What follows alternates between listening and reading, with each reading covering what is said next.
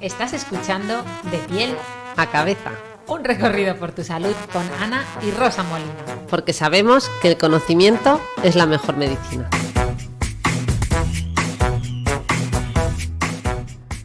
Hola a todos y bienvenidos a un nuevo episodio de Piel a Cabeza. Hoy estoy yo solita, soy Ana, para los que no hayáis reconocido mi voz a pesar de los gritos que pego. Ya sabéis que yo os hago caso y me bajo el volumen luego cuando edito el podcast, pero a veces no lo puedo evitar y me sale algún que otro chillido de emoción. De hecho, hoy me escribía Cristina Mitre cuando lo compartía en redes sociales con vosotros y me decía, tranquila Ana, que a mí también me pasa a veces que es que te emocionas y no se puede evitar. Pero bueno, yo sigo trabajando en ello. La cosa es que la autora Rosa Molina hoy no está con nosotros porque está presentando su nuevo libro, Microtraumas, que ya está disponible y que, bueno, está de gira por España hablando del libro. Espero que pronto nos dé audiencia y venga aquí a su propio podcast a presentarlo. Pero bueno, la cosa es que ayer os avisaba que hoy íbamos a hablar de un temazo, y es que hoy es Black Friday, el viernes negro, ¿no? Y las redes sociales se han llenado de publicidad, lo cual a mí me ha dado mucho que pensar, como cada año por estas fechas, igual que en Navidad. Incluso el otro día reflexionaba sobre que mis historias más vistas, mis historias de Instagram, quiero decir, este año, son aquellas en las que mostraba cosas que había comprado, como cuando os mostré mi escritorio elevable, mi cinta de andar o incluso mis calcetines de 5 dedos. La cosa es que nunca, os prometo, nunca había recibido tantísimos mensajes pidiéndome que compartiera o bien la marca o bien dónde había comprado esos productos, ¿no? Y esto me dio que pensar sobre un poco ese consumo, ¿no?, desmedido que estamos viviendo, ¿no?, estos días, esta semana, porque ahora ya ni se habla de Black Friday, se habla de Black Week, pronto será el Black Month y al final será el Black Year, porque yo creo que es impresionante, ¿no? Así que vamos a hablar de materialismo en este podcast y de cómo afecta a nuestras vidas. Y para ello comienzo haciéndoos una pregunta. Imaginaos que estáis en un paso de cebra, ¿vale? Y hay un peatón esperando a pasar a tu lado, o tú eres el peatón. Y ahora imagina que llegan varios coches. Unos son de gama alta, por ejemplo un BMW, un Mercedes, y otros de gama más baja, ¿no? Un SEAT, un Fiat. ¿Cuáles creéis que son los que más se paran a que pase el peatón? ¿Los de gama alta o los de gama baja? Bien, pues la respuesta a esta pregunta la tenemos en los estudios de investigación de la Universidad de Berkeley, que demostraron que cuanto mayor es la gama del vehículo y su valor, menor es la probabilidad de que el conductor se detenga para ceder el paso al peatón. De hecho, los resultados de estos estudios indican que las personas que llevan coches de alta gama conducen de media de forma más peligrosa y egoísta que quienes conducen modelos de gama más baja, ¿no? ¿Cómo os quedáis? ¿Os lo esperabais? A lo mejor un poco sí, ¿verdad? ¿A qué creéis que se debe esto? Pues para dar respuesta a estos hallazgos, os comento que se realizaron estudios de seguimiento por el mismo grupo de investigación del estudio anterior y lo que observaron es que esta relación entre mayor estatus y conducta, podríamos decir, egoísta, no era exclusiva de la conducción, sino que se daba también en otras parcelas de la vida. Es decir, los investigadores realizaron una serie de test experimentales que ahora vamos a comentar y encontraron que las personas con mayor estatus, podríamos definir estatus según riqueza o posición social relativa, presentaban una tendencia mucho mayor a actuar de manera poco ética que aquellas con un estatus más bajo. Por ejemplo, era más probable que los individuos con mayor estatus hicieran trampas o mintieran para conseguir una negociación, o incluso que llevasen a cabo actuaciones, podríamos decir, poco éticas en diferentes situaciones relacionadas con el trabajo. Pero la cosa es, ¿por qué pasa esto, no? ¿Por qué estas personas tienen estas conductas, digamos, menos éticas? Pues los investigadores también se hicieron esta pregunta y llegaron a varias conclusiones que vamos a ir analizando en el episodio de hoy. Pero bueno, por adelantaros una de las posibles explicaciones que ellos encontraron es que un factor inductor de esta conducta menos ética era la propensión básica humana a la codicia, algo de la que ya sabéis que se habla desde la Grecia clásica, ¿no? Pero digamos que las personas con un estatus más alto o que son más ricas suelen tener, obviamente no siempre, pero suelen tener una percepción más favorable del dinero y también de la codicia, por lo que inconscientemente parece que son más propensas a engañar o a estafar a otras personas para favorecer su propio interés. Pero bueno, vamos a hablar de esto más largo y tendido. En resumen, lo que os quiero decir es que estos estudios demostraron una asociación entre el materialismo y una personalidad más egoísta, pero también una predisposición mayor de estas personas con esos valores materialistas a saltarse las normas en beneficio propio. ¿Vale? Así que una vez hecha esta introducción para captar un poquito vuestra atención, ahora sí vamos a hablar de materialismo y del impacto que tiene en nuestras vidas, ¿vale? Living in a material world and I am a material girl. Living in a material world and I am a material girl.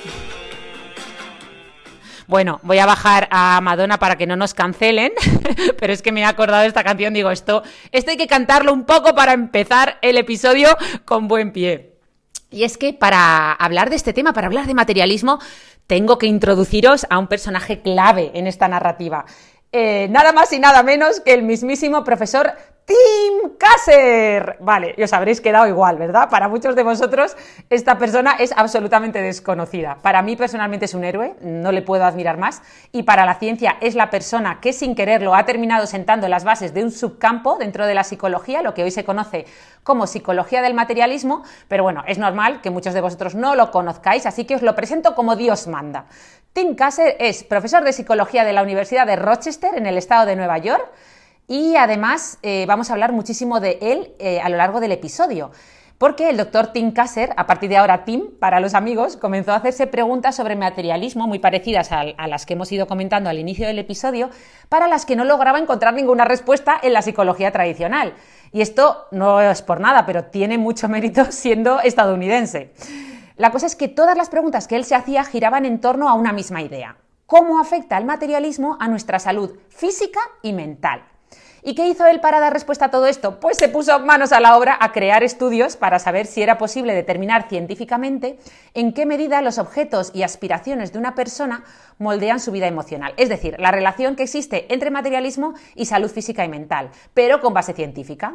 Así que ahora lo vamos a ver detenidamente, pero antes, muchos de los que estéis escuchando esto diréis, bueno, no fue el primero, ¿no? Los que seáis estudiosos de la historia de la psicología sabréis que pues no fue la primera persona en hacerse esta pregunta. Otros psicólogos académicos, por ejemplo, el famoso Erich Fromm, ya se habían interesado por estos temas, ¿no? Básicamente Fromm se dedicó a explorar de qué modo la cultura capitalista nos había configurado para hacer de nosotros el tipo de persona que precisamente el capitalismo moderno necesita para funcionar de manera óptima, ¿no? Es decir, para que consumamos y así garanticemos la continuidad de este sistema capitalista, ¿no? Según Fromm, el modo de vida materialista del que depende el capitalismo ha ido en detrimento de otros modos de vivir, ¿no? Y de ser más auténticos. Y según él, esto estaba teniendo consecuencias psicológicas adversas. De hecho, como ejemplo de daño psicológico causado por el materialismo, pues Fromm estableció lo que él denominó la brecha entre el modo de vida del tener y el modo de vida del ser, que estoy segura que de esto sí que habéis oído hablar, ¿no? Porque lo usan mucho hoy en día los coaches, por ejemplo, los coaches de vida, ¿no? Él afirmaba que el tener era algo que siempre había formado parte del ser humano, es algo natural, pero que con el capitalismo se había multiplicado de forma exponencial, ya que las personas que sucumben a este modo de vida pues terminan construyendo su sentido de identidad en base a aquello que poseen y no en base a lo que son, ¿no? Podríamos decir que en el modo de vida del tener, las personas se dejan llevar por el pensamiento de que adquirir más bienes asociados, por ejemplo, a un alto estatus, les va a permitir incrementar su valor como persona, cuando no tiene absolutamente nada que ver. Estamos confundiendo el tocino con la velocidad, ¿no? Cuando hablamos de bienes, estamos hablando de bienes materiales, como coches, ropa de marca, pero también posesiones humanas, como empleados o incluso followers, seguidores, u incluso otros símbolos de estatus, como pertenencia a clubes exclusivos, títulos, bueno, nobiliarios, por ejemplo. Pero bueno, frente a este modo de vida del tener estaría el modo de vida del ser, cuya orientación es completamente opuesta, ¿no? Se basa más bien en el pleno desarrollo de nuestras cualidades más humanas, ¿no? Pues, por ejemplo, la autonomía, la libertad o el pensamiento crítico, ¿no? Una forma de vivir más creativa, en la que, digamos, la percepción del mérito o la integridad de las personas se basa más en sus acciones, en sus valores, en su capacidad de amar, de relacionarnos, de crear, de trabajar de un modo que tenga sentido para nosotros. Es decir, soy lo que hago como persona en contraposición a soy lo que tengo, ¿no? Para Fromm la pregunta esencial era ¿tener o ser, ¿vale? Pero todo esto, que está muy bien desde un punto de vista más teórico, a Tim Kasser, nuestro héroe de este episodio, a Tim, que ya sabéis que ya es amigo nuestro, se le quedaba corto, ¿no? Eran teorías e hipótesis que planteó Fromm, pero él quería ir más allá, él quería datos, quería hechos, ¿no? Y por eso ya desde sus tiempos de estudiante de psicología comenzó a investigar para dar respuesta a esta pregunta fundamental, ¿no? De cómo influye el materialismo moderno en el sentido que damos a nuestras vidas. Digamos que Fromm había hecho planteamientos abstractos o hipótesis muy potentes, pero Tim Kasser fue el que realmente se puso a ejecutar, se puso manos a la obra a dar una respuesta empírica a las preguntas de Fromm. Y por tanto terminó sentando las bases de la psicología del materialismo que hoy en día conocemos. Así que ya, sin más dilación, vamos a hablar un poquito de cómo lo hizo, ¿no? De esta psicología del materialismo. Porque Tim Kasser tiene un montón de publicaciones científicas, de verdad, ¿a cuál más interesante? O sea, no os podéis imaginar.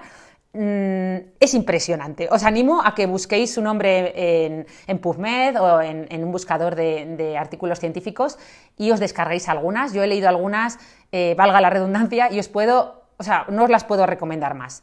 Igual que todas las entrevistas que han hecho, para los que a lo mejor os apetezca menos leer, pues ponéis en Spotify Tim Kasser y si sabéis inglés vais a tener acceso a un montón de entrevistas que le han hecho en muchos podcasts y que realmente merecen mucho la pena. Pero bueno, casi todo de lo que vamos a hablar ahora está sacado de su libro The High Price of Materialism, el alto precio del materialismo en castellano, donde él resume algunas de las investigaciones más importantes que ha realizado con su equipo, ¿vale? Entonces, vamos a hacer un poquito de spoiler de su libro, no mucho, pero es que el libro comienza analizando con una perspectiva evolutiva, que ya sabéis que en este podcast nos encanta, de dónde viene ese deseo que parece tan humano de poseer bienes o riqueza, o como decía Fromm, ese instinto tan humano del tener. Entonces, para ello, Tim Kasser se basa en las teorías de David Buss, que es catedrático de Psicología Social estadounidense, que propone que esta necesidad de ser percibidos como ricos, atractivos o de alto estatus parece que podría estar en nuestro código genético. ¡Toma ya!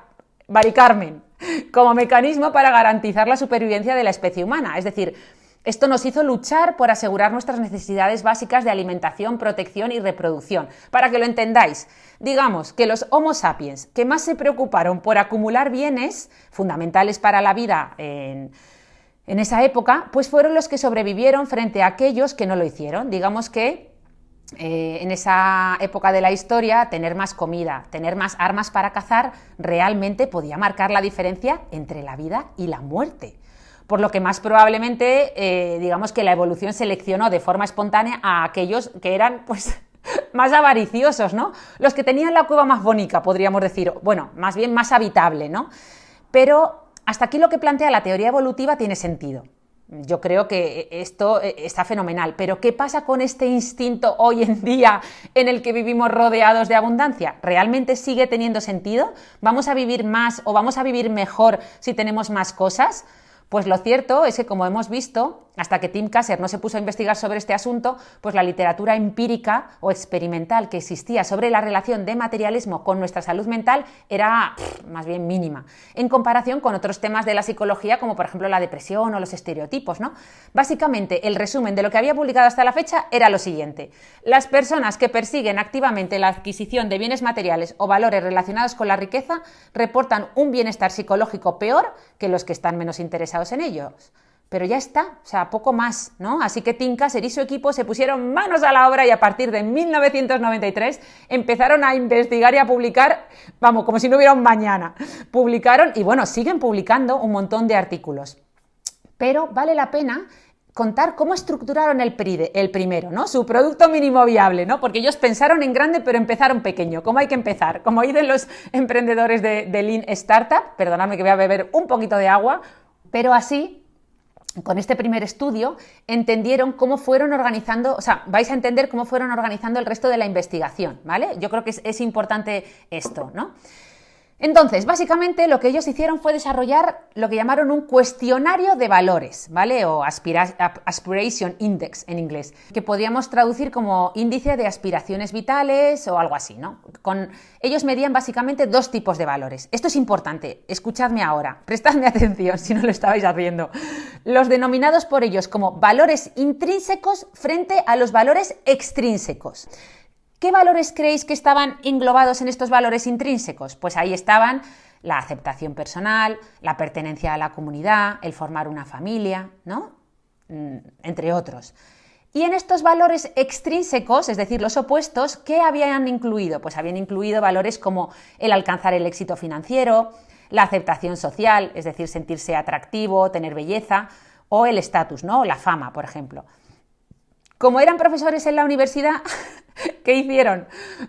Esto me da la risa porque yo también lo he hecho, cuando he hecho investigaciones y he publicado artículos, pues lo que hicieron fue pasar el cuestionario a los alumnos universitarios. Era lo más fácil, ¿no? Y lo más práctico. Fueron pragmáticos. Pero bueno, en este primer estudio, que me voy por las ramas, el equipo de Tim Kasser ya observó una clara tendencia, y es que los alumnos que estaban más orientados a los valores intrínsecos, os recuerdo, pues valores familiares, valores de comunidad, valores de aceptación personal, digamos que tenían unas mejores tasas de vitalidad y autorrealización y también menos niveles de depresión y ansiedad que aquellos alumnos que estaban más orientados a los valores considerados extrínsecos, ¿no? Como el éxito financiero, la belleza o el estatus. Ahí queda eso. Este fue el primer contacto con este tema, uno de sus primeros artículos, pero a partir de aquí, pues ¿qué hicieron? Pues fueron mejorando su metodología, fueron extendiendo el cuestionario no solo a alumnos universitarios, sino a adultos de todas las edades, incluyendo personas de hasta 80 y 90 años, ¿no? Y también mejoraron la estructura del estudio. Ya no solo se basaba en un cuestionario, sino que añadieron entrevistas con psicólogos clínicos, mediciones de salud mental de los participantes y también de salud física, ojo. Y como resumen de todos estos estudios, lo que siguieron encontrando es que las personas de todas las edades que se inclinaban hacia valores más extrínsecos, como fama, belleza, dinero, no solo tenían una peor salud mental, sino que también tenían una peor salud física. Es decir, había una relación estadísticamente significativa que se repetía siempre en los estudios. Conforme los valores materialistas aumentaban, la calidad de vida disminuía. Toma ya. Y ojo, que estamos hablando de valores, no de posesiones. Y esto es importante porque podía haber gente sin un duro que tenía valores muy extrínsecos o muy materialistas frente a gente con mucho dinero que tenía valores muy intrínsecos, valores intrínsecos muy desarrollados, ¿vale? Pero bueno, seguimos con la historia de sus investigaciones porque está muy interesante, y es que poco a poco fueron ampliando y mejorando los estudios para incluir mediciones también de personalidad, como rasgos narcisistas, conducta antisocial y un largo etcétera, ¿no? También analizaron tendencias que encontraban en las personas con valores más materialistas, como que tendían a ser más posesivas, es decir, preferían tener que alquilar o prestar, ¿no? También tendían a ser menos generosas, no les gustaba compartir sus posesiones con otros, tendían a envidiar las posesiones que tenían los demás y además tenían sentimientos de incomodidad cuando otras personas poseían cosas que ellos deseaban pero no tenían. Pero bueno, diréis, vale, todo esto está muy bien, pero a ver, que estos eran americanos, ¿no? ¿Qué pasa en otras culturas? Porque hasta ahora los estudios se habían centrado en la población de Estados Unidos, que ya sabemos que no, bueno, iba a decir que no es precisamente una cultura muy austera, y es que todos sabemos que es una cultura bastante materialista per se. Es decir, cualquiera que haya estado por allí habrá observado cómo los valores nacionales pues, se asocian mucho al consumo, al capitalismo y al materialismo de forma bastante típica, ¿no? Yo creo que nunca en mi vida he comprado tantas cosas como los años que trabajé en Nueva York y San Francisco, que además vivía en unos pisitos enanos, porque aquello era carísimo, pero tenía todo el piso lleno de cosas que me iba comprando. Dios mío, se me fue de las manos.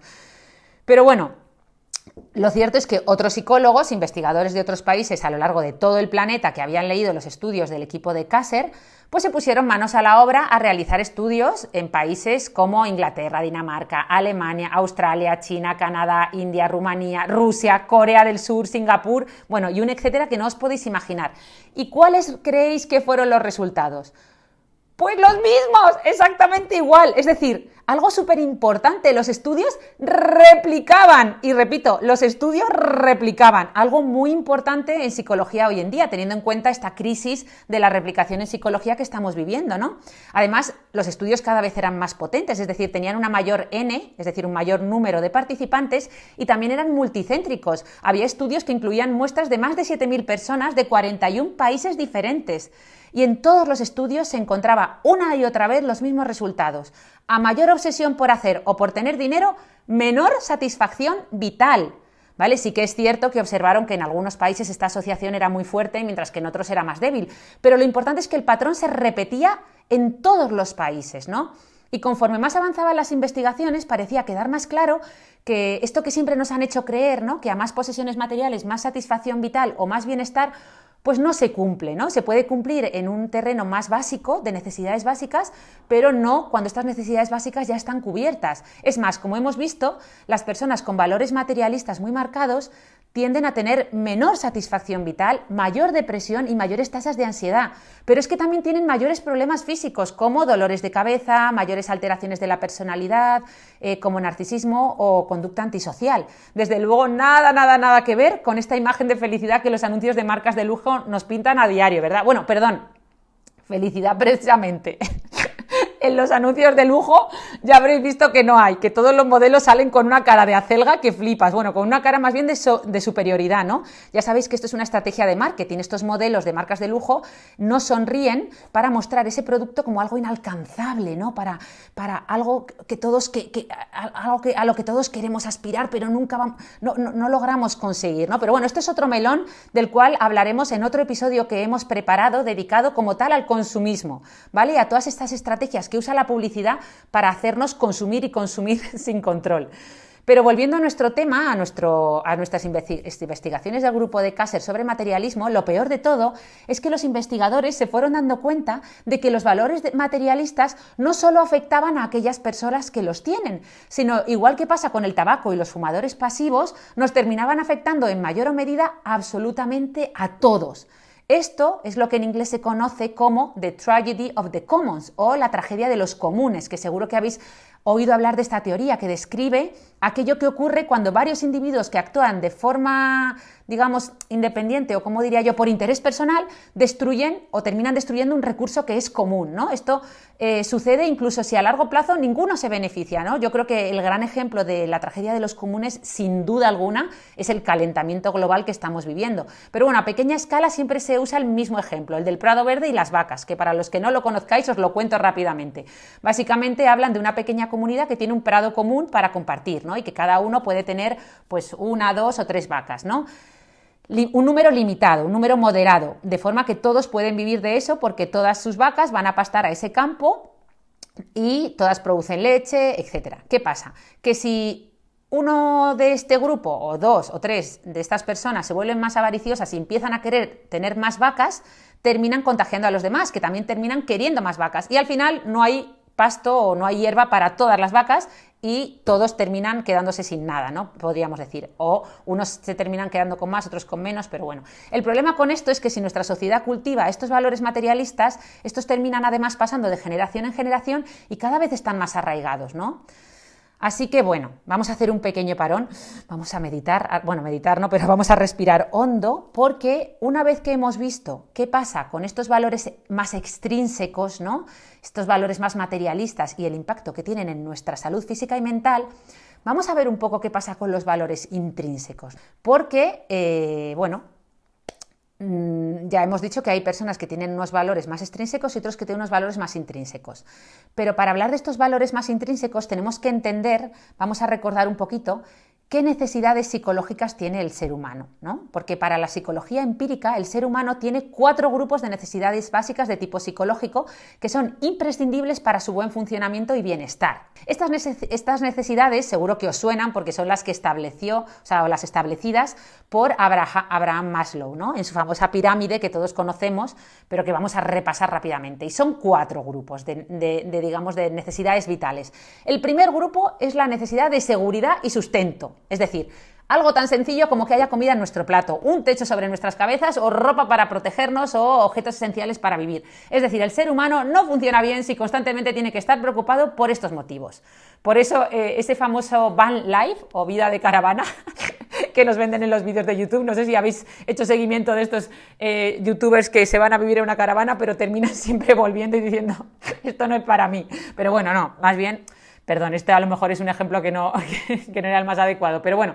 Lo que quiero decir, que por eso nuestros antepasados con las cuevas mejor equipadas, como hemos dicho, esas cuevas más bonitas, más habitables, pues terminaban sobreviviendo más que los que no tenían ese refugio, ¿no? Porque necesitamos seguridad y necesitamos sustento. Vale.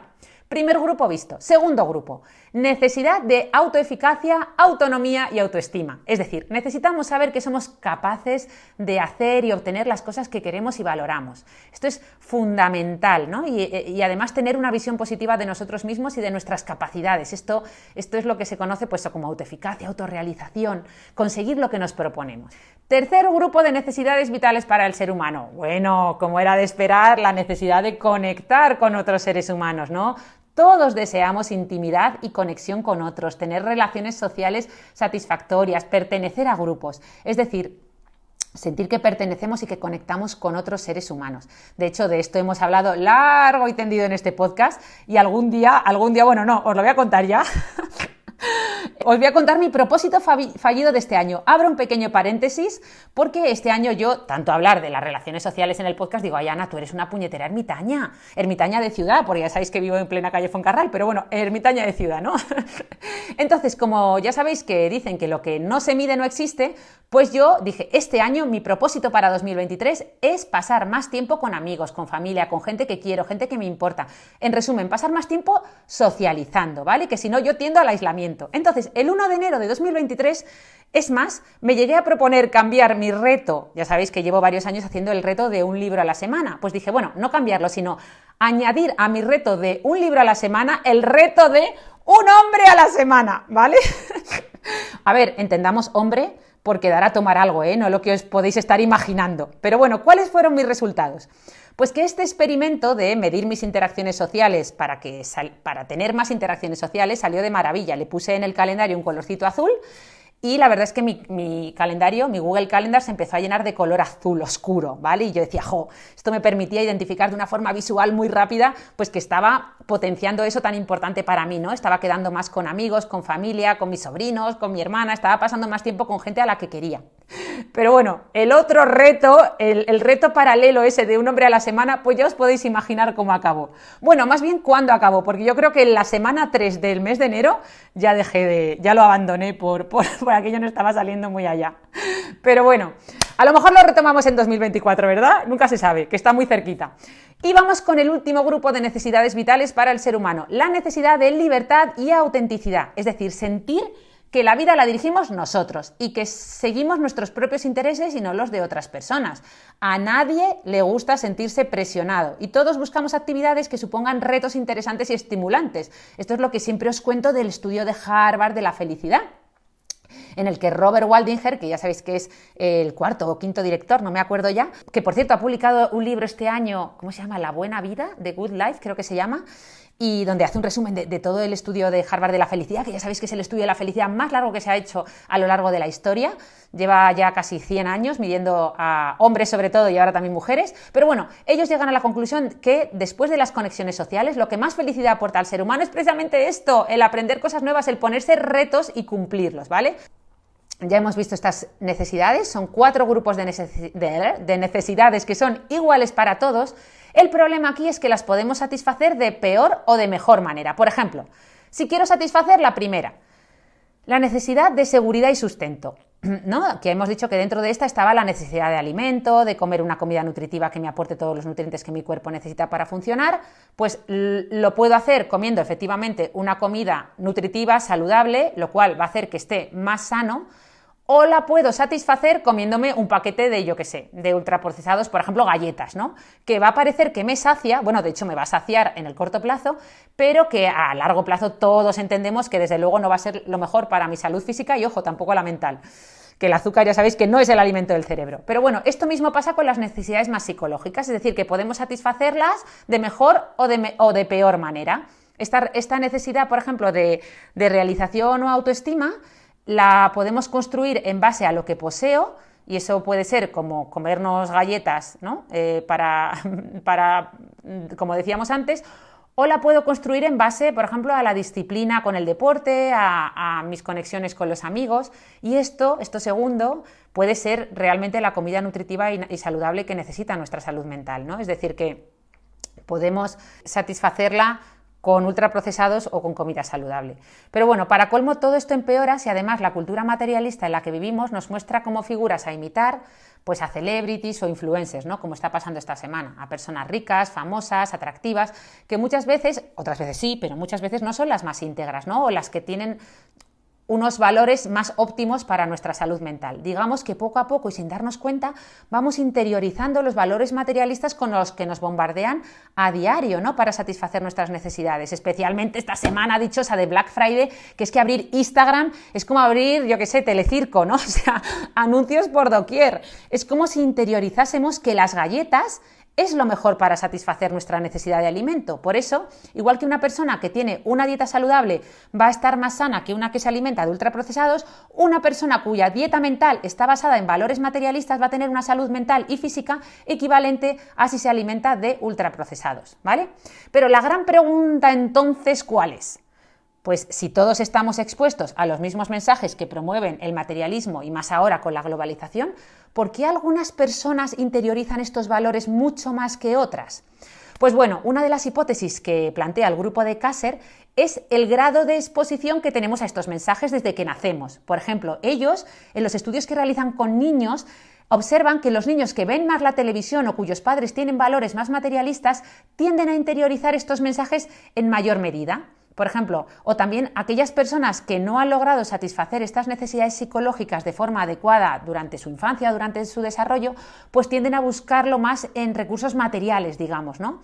De esto vamos a hablar más detenidamente ahora, ¿vale? Porque vamos a analizar una a una todas estas 4 necesidades básicas que hemos hablado que tiene el ser humano según Maslow y cómo se relacionan cada una de ellas con el materialismo, ¿no? Para entender mejor la relación entre estos valores más intrínsecos y el materialismo. Entonces, la primera hemos dicho que era la relación, o sea, que era la seguridad, ¿no? Y el sustento, la necesidad de seguridad y sustento. Pues, ¿cómo se relaciona esto con los valores materialistas? Pues, fijaos, un ejemplo, os voy a contar otra historieta de abuela cebolleta, ya llevo 2 hoy. Pero bueno, una vez en mi vida, esto va todo de hombres, vaya tela, estuve saliendo con un chico que llegó a gustarme mucho. El problema es que él tenía unos valores muy materialistas. Esto, como dice mi terapeuta Luis Muiño, de Entiende tu Mente, un saludo desde aquí, que le admiro y le quiero un montón. Una vez que has conectado ya la oxitocina en una relación, tú ya ni lo ves. Yo no lo veía, estaba ahí dentro y no lo veía, pero esto iba haciendo mella un poquito en mi salud mental, ¿no? No en mi salud mental, sino en mis valores, es decir, sus valores llegaron a hacer que se tambalearan los míos, ¿no? Empezó a hacer que me cuestionara todo, porque esta persona, pues bueno, a lo mejor no era culpa suya, pero me hacía sentir que yo no era suficiente porque no tenía bolsos de marca, ni joyas, o que mi coche se caía a pedazos. Bueno, esto último, la verdad es que puede que tuviera algo de razón, ¿vale? Ya he cambiado el coche, por fin. Pero el caso es que a mí me hizo sentir muy insegura. Obviamente esta relación se acabó, pero a mí me dejó tocada durante varios meses después, y esos meses fueron la única vez en mi vida que me compré bolsos de marca y ropa de marca, que ahí, por cierto, ahí los tengo muertos de risa en el armario, para nada. Pero bueno, a ver si algún día les doy uso, porque al final termino usando el mismo bolso de siempre, que a mí es el que me gusta. Pero bueno, la verdad es que entre el dinero que me gasté en terapia más el efecto consumista que tuvo en mí, la relación no solo tuvo un costo emocional súper elevado, sino que esta vez tuvo encima un coste económico añadido que no veas. Pero bueno, bromas aparte, gracias a Dios yo pronto recuperé mi autoestima, obviamente la palabra autoestima muy mal usada en esta frase, porque ya sabéis que la autoestima es algo muy transversal y que además se construye a lo largo de nuestra vida y que no se destruye en un momento, pero bueno, esta inseguridad que yo sentí, volvió, ¿vale? O sea, desapareció, quiero decir, y volví a sentirme segura con mi ropa sin marca, mi coche del año de la pera, etcétera, ¿no? Pero me dio que pensar, ¿por qué? O sea, me planteé a mí misma, ¿por qué al sentirme insegura tras un rechazo amoroso importante yo me lancé a consumir? ¿O por qué esta persona necesitaba validar continuamente quién era a través de la adquisición de bienes materiales, ¿no? Pues resulta que según los estudios existe una estrecha relación entre la insatisfacción vital, la inseguridad y el materialismo. ¿Y de dónde viene esta relación? Pues para entenderlo vamos a comenzar explicando por qué los bienes materiales nos hacen sentir más seguros, porque esto es así, es algo que viene de lejos, ¿vale? Es un instinto natural con el que venimos de fábrica, está en nuestro código genético. Nuestros antepasados cazaban mamuts y guardaban la carne, que la secaban durante el verano para tener sustento durante el invierno, porque eso les hacía sentir más seguros si durante un invierno muy frío no podían salir a cazar, ¿no? Por las bajas temperaturas. Es decir, esto nos pasa a todos. Tener cosas materiales nos aporta seguridad. Por eso lo primero que hicimos todos en pandemia fue vaciar los supermercados y acabar con el papel higiénico. No, es broma, pero bueno, más allá de esta tendencia natural que todos seguimos, o que todos tenemos, llega un momento en que esto deja de tener sentido, ¿no? Todos sabemos que un Ferrari de más de 100.000 euros pues no es necesario para sobrevivir y sin embargo los estudios de psicología han demostrado que muchas, ojo, no todas, pero muchas de las personas que consumen estos artículos de lujo lo hace en base a sentimientos de inseguridad o al revés, o para tener seguridad, ¿no? Por lo que, según la perspectiva de la psicología, los valores materialistas son a su vez causa y efecto, es decir, son un síntoma de inseguridad, pero a la vez una forma de luchar contra esa inseguridad que esas personas sienten, ¿no? Según los estudios de Tim Kasser, esta relación entre sentirse más seguros cuando adquirimos bienes materiales también tiene un condicionante ambiental importante, es decir, está condicionado por la familia, digamos que la forma en la que hemos sido criados pues va a influir en cómo de seguros nos sentimos en este mundo. De hecho, los estudios han visto que las personas que crecen con valores más materialistas pues tenían padres demasiado posesivos, que no les dejaban libertad o eran demasiado duros con los castigos o inconsistentes con las normas que les ponían a sus hijos, digamos que no les daban estructura, ¿no? También solían provenir de familias muchas veces con menor estatus socioeconómico, ¿no? Y también influía el entorno, ¿no? La nación en la que hemos nacido. Por ejemplo, los estudios han encontrado mayor prevalencia de valores materialistas en aquellas personas que han crecido en épocas de inseguridad económica en su país, con alta inflación o en naciones más pobres. Vale, pues una vez visto esta relación, vamos a hablar ahora de cómo se relaciona ese segundo grupo de necesidades vitales con el materialismo. En este caso, la necesidad de autoeficacia o autoestima. ¿Qué pasa con la segunda de estas necesidades vitales del ser humano? Esta capacidad de conseguir hacer las cosas que me propongo. Pues los estudios han encontrado que las personas con baja autoestima suelen mostrar mayor tendencia a tener valores materialistas, ¿vale? Digamos que cuando una persona tiene una autoestima como muy sana, ¿no? Como muy fuerte, muy potente, suele hacer evaluaciones positivas acerca de sí mismo y de la vida que tiene, ¿no? Por lo que se sienten bien en general, sienten que son valiosos por sí mismos, ¿no? Sin embargo, la gente con autoestima pobre parece que suele hacer evaluaciones negativas sobre sí mismos, no se sienten tan valiosos ni dignos de recibir amor, ¿vale? Los estudios dicen que es difícil saber qué fue primero, ¿no? El huevo o la gallina, es decir, si las personas con baja autoestima adoptan los valores materialistas como mecanismo de defensa o si los valores materialistas son la causa de esa autoestima baja. Ya que cuando basamos nuestros valores en factores externos, ¿no? Como el dinero, el estatus, pues estamos más expuestos al azar y los acontecimientos, ¿no? Que cuando los basamos en algo como más potente, más intrínseco. En cualquier caso, este último factor, por favor, que no se enfaden los estudiosos de estos campos, que es muchísimo más profundo, ¿vale? Ya sabéis que a la doctora Rosa Molina, que no está aquí hoy, psiquiatra, no le gusta nada hablar de autoestima como algo como algo puntual, ¿no? Ella siempre se refiere a la autoestima como algo absolutamente transversal a todas las facetas de nuestra vida y que vamos construyendo durante todo nuestro tiempo en este mundo, ¿no? Entonces este análisis que acabo de hacer es un poco reduccionista, ¿no? Os he contado simplemente las conclusiones de los estudios, pero para los que estéis interesados, por favor, leed los artículos completos al respecto, que a mí no me da tiempo a contaros aquí todo, ¿vale? Pero otro aspecto muy interesante relacionado con esto del que hablan los estudios es el de los ideales. Y ojo, porque este matiz yo creo que os va a gustar, ¿vale? Digamos que se ha observado que las personas que muestran valores más materialistas suelen tener también unos ideales respecto a lo que significa tener dinero, fama o estatus muy poco realistas. ¿Qué significa esto? Pues para que lo entendáis, los resultados de los estudios demostraron que cuando se les pregunta a las personas, a estas personas con valores más materialistas por gente rica, automáticamente les atribuyen otras características como que también son inteligentes, cultos o exitosos en otras parcelas de su vida, simplemente por el hecho de tener fama o dinero, cuando esta relación no tiene nada que ver, ¿vale? No tiene nada que ver, más bien es todo efecto halo, ¿no?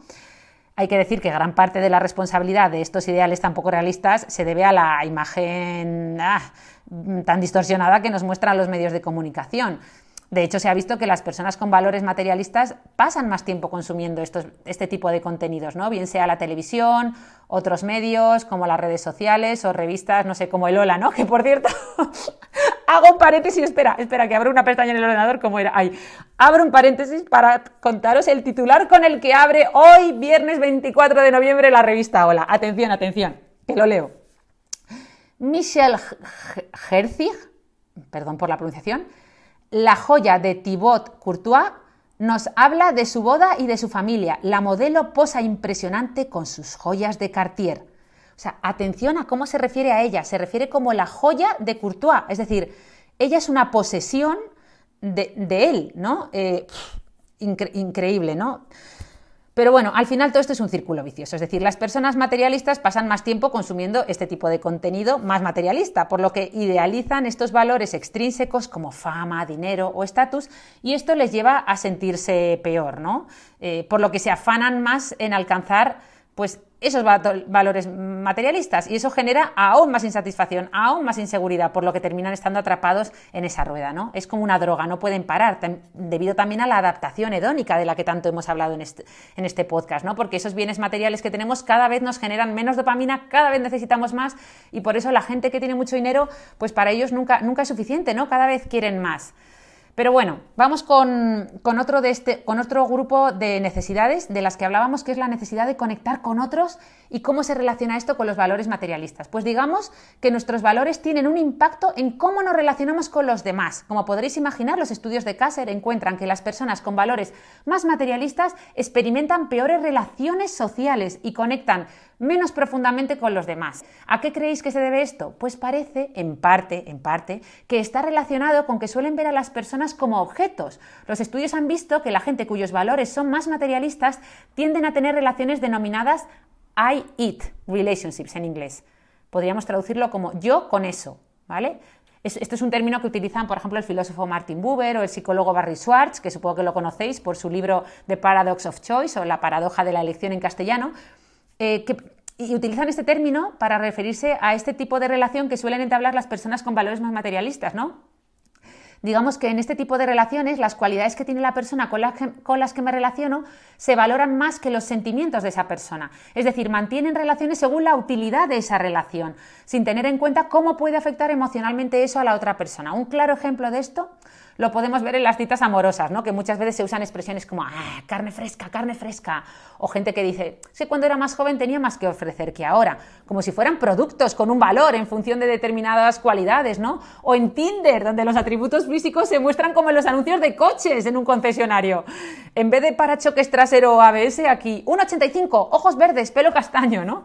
Pero bueno, como se me está acabando el tiempo, vamos a ir directos al último grupo de necesidades vitales del ser humano, la necesidad de libertad y cómo esto se relaciona con los valores materialistas, ¿no? Pues hemos visto que esta necesidad de libertad y de autonomía era la última de estas necesidades vitales que describía Maslow, ¿no? En la antigüedad o en la era medieval, la merma de libertad significaba ser el sirviente de otro, es decir, ser un esclavo.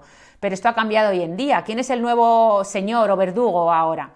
Pues fijaos que parece que son precisamente estos valores materialistas, ¿vale? Ya que terminan interfiriendo con nuestras necesidades vitales de autonomía y libertad.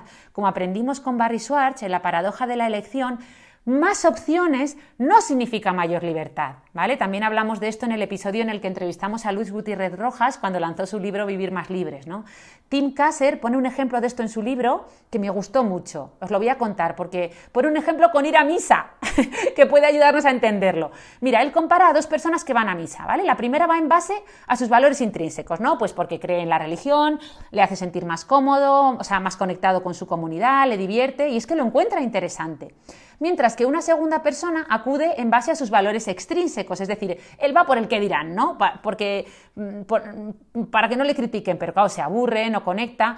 Va porque vive en un entorno religioso donde ir a misa es un símbolo de estatus, por ejemplo, ¿no? Pero esto, sin darse cuenta, le resta libertad porque no está haciendo lo que realmente quiere hacer. Es un esclavo de la opinión de los demás. Si nos escuchara Fromm, él diría que la primera persona va porque la religión es algo que hace, mientras que el segundo va porque la religión es algo que tiene que hacer, ¿vale? El ser frente al tener. También hablo indirectamente de esto, bueno, como no podía ser de otra manera, el psicólogo hipernombrado en este podcast y en todos los podcasts, el Mihaly, ya digo él, porque el Mihaly, porque claro, es que Csikszentmihalyi es imposible de pronunciar, pero con su concepto de flow o estado de flujo, dice que realmente somos libres cuando hacemos algo que nos gusta y disfrutamos, no algo que tenemos que hacer. Es más, los estudios ya sabéis que han observado que cuando incluimos recompensas o incentivos externos, mucha gente pierde la motivación intrínseca porque se produce un cambio de foco respecto al por qué estamos haciendo esa actividad, ¿no? Todos hemos vivido esto y de ahí el dicho de no conviertas tu hobby en tu trabajo porque dejará de gustarte. O cuando los que te hablan de crear una cuenta para compartir, no sé, contenido de valor, te dicen que te centres en compartir ese contenido, en hacer algo que te guste, que vibres con ello, ¿no? Que el dinero vendrá solo, pero no lo hagas pensando en tener rentabilidad, porque entonces fracasarás, ¿no? Los valores extrínsecos han demostrado que no enganchan suficiente a las tareas para entrar en este estado de flow y hacerlo con pasión y transmitir esa pasión. Digamos que la gente con valores más materialistas en estos estudios no lograba mantener el interés en las tareas que tenía que realizar, ¿no? Y me acuerdo de un amigo que tuve que abrió una cuenta de Instagram para hablar de libros y nada más abrirla puso un enlace para cobrar. Y yo decía, pero vamos a ver, alma de cántaro, o sea, estás más preocupado ya desde el inicio de que esto sea rentable que del contenido, ¿no? Pues obviamente no duró mucho, ¿no? Pero bueno, para terminar este podcast, que diréis, todo esto es un poco de drama, ¿no? De negativo. Bueno, no tanto, pero yo creo que es positivo. Pero bueno, vamos a dar soluciones, hombre, vamos a dar soluciones porque Tim Kasser, el autor, termina también dando soluciones para el cambio, ¿no? ¿Cómo podemos transformar este sistema de valores de la sociedad que parece que se está volviendo un poco materialista para que todos seamos más felices y tener mayor calidad de vida? Bueno, pues ya hemos visto que los valores intrínsecos se asocian a una mejor salud física y mental, a mayor felicidad. Pero claro, si la sociedad nos bombardea continuamente con valores materialistas sin parar, pues los terminamos adoptando casi inconscientemente. Y esto hace que no sepamos muy bien por qué, pero nos vamos sintiendo más infelices. ¿Qué hacemos? Pues volvemos a nuestra sociedad a por respuestas, ¿no? Para solucionar esa insatisfacción vital que nos provoca ese materialismo. Pero claro, la solución que nos da nuestra sociedad es la de seguir consumiendo aún más, ¿no? Por lo que entramos en un círculo sin salida. Entonces, ¿qué propone el autor y su grupo de investigación? ¿Qué podemos hacer? O sea, ¿qué cambios podemos hacer para salir de esta rueda, ¿no? Pues ellos proponen cambios en 3 esferas principales, ¿vale? Vamos a ver las 3.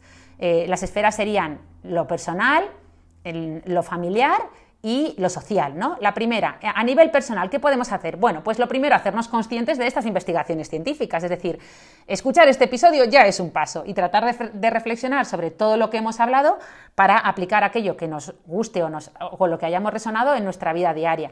Eso, ojo, no significa dejar de consumir o deshacernos de nuestras posesiones, sino encontrar el equilibrio y saber hacer una regresión a la media cuando nos estamos pasando, ¿no?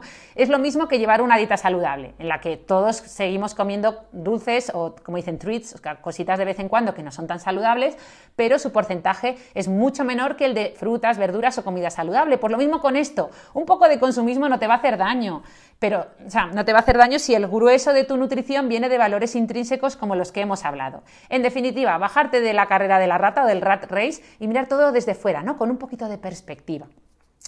También ayuda mucho mirar a nuestros miedos y analizar qué impacto tienen en esos valores más materialistas, porque muchas veces nos obsesionamos con ganar más dinero o adquirir más cosas y tenemos que reflexionar sobre qué hay detrás de eso, porque muchas veces hay un miedo, ¿no? Y también fijarnos en el pasado. ¿Realmente los bienes materiales que hemos adquirido en el pasado han solucionado nuestros problemas? Cuando has querido ser mejor deportista, que esto me ha pasado a mí, ¿lo has conseguido gracias a gastarte el dinero en la mejor bici, suplementos o las zapatillas ultrasónicas último modelo? ¿O lo has conseguido gracias a valores más intrínsecos como la disciplina, ¿no? Pues yo creo que más bien lo segundo, ¿no? También ayuda a replantearnos las relaciones sociales que tenemos, de dónde vienen, ¿no? ¿Vienen porque son útiles o porque son nutritivas para nosotros? O las actividades que realizamos a diario, ¿en qué estás invirtiendo tu tiempo? Si a diario consumes 3 o 4 horas de televisión o de redes sociales en las que te muestran publicidad sin parar, o inviertes mucho tiempo en ir de compras, pues a lo mejor probar a sustituir estas actividades por otras que estén más alineadas con tus valores y observar qué sucede, ¿no? Por ejemplo, volver a la naturaleza, leerte un libro, apuntarte a bailar con amigos o quedar a jugar a algo, ¿no? Lo más probable es que al principio te cueste, ¿no? Y quieras volver a dar vueltas por Zara, pero con el tiempo ya te digo yo que vas a ir reconectando con tus valores intrínsecos y cada vez te va a costar más apreciar el valor de consumir tanto, ¿no? Yo desde que lo he hecho estoy mucho más en paz. Ya sabéis que antes y ahora, pues porque sí, igual voy alternando, pero yo he vivido muchos años en la mismísima calle Fuencarral de Madrid y cada vez que salía de mi casa lo primero que me encontraba era Zara, Mango o Iso y ahí pasaba mi tiempo, ¿no? Que están justo debajo de casa. Ahora que alterno con una casita en el campo y mis paseos diarios, pues ahora son con caballos, vacas, etcétera, pues sinceramente no veas qué cambio. Pero bueno, hablando de otro cambio, hemos dicho que otros cambios se podían producir en esa esfera más familiar, ¿no? Pues, como hemos dicho, si es importante limitar nuestra exposición a mensajes materialistas y que incitan al consumo, imaginaos la importancia que tiene hacerlo con los niños. De hecho, la Asociación de Pediatría recomienda que los niños menores de 2 años no deberían ver nunca la televisión u otro tipo de contenido en el que se muestren anuncios. Sin embargo, como esto hoy en día es tan sumamente difícil, lo que propone Tim Kasser como solución, que es la que él hace con sus hijos, es formar a los niños sobre qué son los anuncios y qué significan, ¿no? Es decir, explicarles, por ejemplo, a los niños que los niños que aparecen en estos anuncios no se lo están pasando realmente bien, sino que están actuando, les están pagando por ello, es decir, enseñarles los motivos por los que existen los anuncios, qué hay detrás de ello, ¿no? Otra estrategia que propone Tim Kasser es alinearse con otros padres de nuestro entorno para no terminar viviendo un keeping up with the Joneses, por ejemplo, padres del colegio para que los niños no estén expuestos a tantos anuncios en las horas de clase o, por ejemplo, que no se organicen visitas gratuitas a la fábrica de chocolate, Coca-Cola o juguete. Yo me acuerdo que de pequeña nos llevaron a visitar la fábrica de Coca-Cola y la de Cadbury's, no, esto fue en Irlanda, bueno, pero que esas eran las excursiones algunas veces, ¿no? Que hacíamos, pues, hombre, sustituirlo por más excursiones a la naturaleza, por ejemplo. Y por último, el cambio social, es decir, el mundo del emprendimiento y bueno, el capitalismo en general nos ha metido en la cabeza el siguiente mantra, y es que si la gente no consume suficiente, la economía colapsa. Pero hoy en día sabemos que esto no tiene por qué ser necesariamente así. Se puede mantener un sistema capitalista de otra manera, ¿no? Hay otras alternativas, hay otros valores. El consumo no tiene por qué siempre que ir a más. Es más, valga la redundancia, ¿hasta dónde va a llegar esto? O sea, esto puede seguir creciendo hasta el infinito, podemos seguir consumiendo cada vez más hasta el infinito. Pues, hombre, para salir de este pensamiento tenemos que empezar a regular la exposición que tenemos como sociedad a los anuncios, ¿vale? De esto vamos a hablar largo y tendido en el siguiente episodio, que ya lo tenemos preparado y yo creo que os va a encantar, porque vamos a hablar del consumismo y de cómo la publicidad impacta en nuestros hábitos de consumo y, lo que es peor, en nuestros valores. Pero bueno, ya os adelanto que algunas estrategias pueden ser crear zonas sin anuncios, ¿no? Como que colegios, carreteras o autobuses estén libres de anuncios. Por ejemplo, ¿os imagináis las paredes del metro llenas de obras de arte como si fuera un museo en vez de llenas de anuncios? Bueno, pues todo esto sería maravilloso, pero necesita una regulación gubernamental. No puede caer solo en el individuo, ya que esto está tan infiltradísimo en la sociedad que es como un cáncer, ¿no? Es imposible no estar expuesto a tanta publicidad porque lo tenemos en las series, en las películas, en las redes sociales, por la calle, en el gimnasio, en otras personas que van vestidas con las camisetas, ¿no? De Nike, Adidas. Pues bueno, hay que reconsiderar qué es realmente progreso y votar a gobiernos que se preocupen un poquito más por mejorar la calidad de vida de las personas en factores alternativos, pues como el medio ambiente, etcétera. Esto ya sabéis que lo intentó Singapur, que algún día tendremos que hablar del ejemplo de Singapur, que es maravilloso, pero que en parte ha terminado fracasando. Ya hablaremos de ello porque hoy no nos da tiempo, pero bueno, espero que os haya gustado este episodio. Por favor, si os ha gustado, dejadnos 5 estrellas, que ya sabéis que esto está ayudando a que lleguemos a más gente gracias a todos vosotros. Por favor, os lo pido de corazón y gracias a los que ya nos habéis dejado 5 estrellitas. Y nada, os deseo un viernes negro, porque para mí realmente es negro, con poco consumo, que lo cambiéis por gastaros el dinerito en una excursión a la montaña, como voy a hacer yo este fin de semana, bueno, que ya estoy aquí. Así que son las 11:30, voy a editar el episodio lo más rápido posible para irme a dar una vueltecita por el campo, que no sabéis las ganas que tengo, porque además ha salido el sol, aunque haga mucho frío. Así que un abrazo enorme, dejadnos vuestros comentarios, que ya sabéis que leemos todo, y hasta el próximo viernes.